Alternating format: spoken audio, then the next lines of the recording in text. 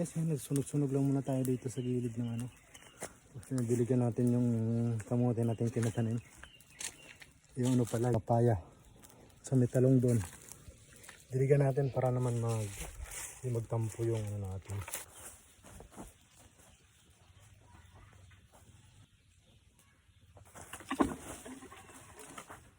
Ayun guys, talbusan.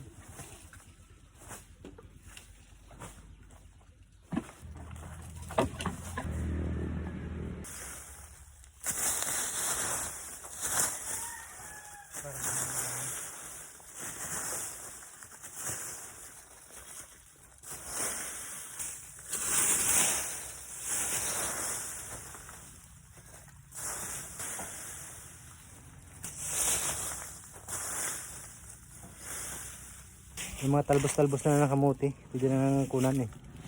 Pang gulay. Pero wag muna natin kunin, paglaan muna natin sa magdami.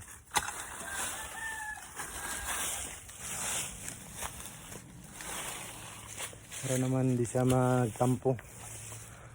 Diba? May balon kasi dito guys, ang lalim. Kasi may konti lang yung tubig. Pwede na yun pang dilig-dilig dyan.